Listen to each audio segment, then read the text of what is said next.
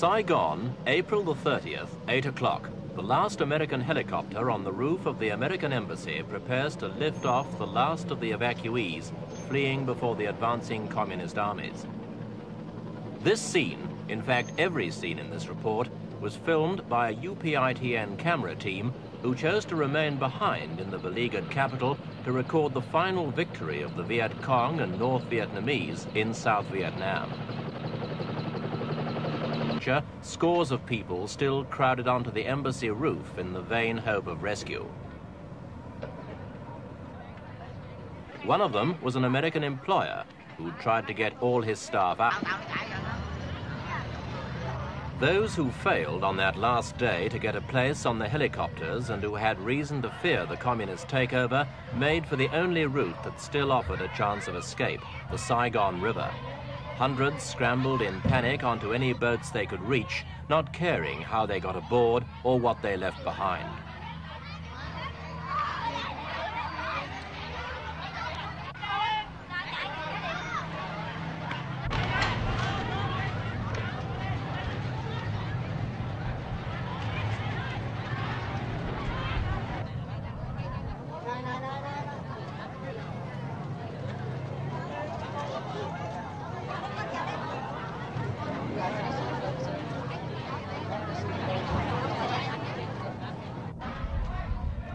For all of these people, it was in fact a voyage in vain.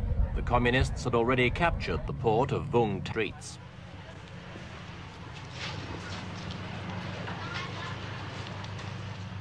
The junk wasn't just paper.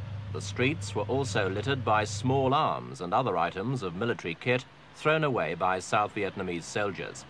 The discarded equipment even ran to tanks, some damaged, but some also abandoned intact by their crews as they fled before the communists. The South Vietnamese army began to disintegrate. Even the crack airborne units took off their uniforms and threw away their weapons.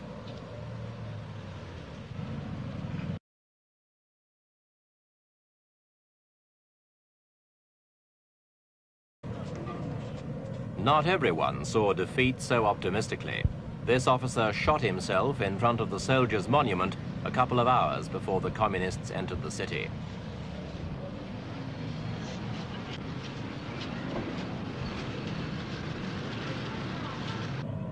Another event to signal the change of regime, the pulling down of the South Vietnamese Army monument in front of the National Assembly building. It was never a popular statue with the people of Saigon. The cynics used to say it showed an American soldier pushing his South Vietnamese counterpart in front of him into battle. Its destruction was ordered by the new city government, and scores of people turned out to chip away at the two huge cement figures.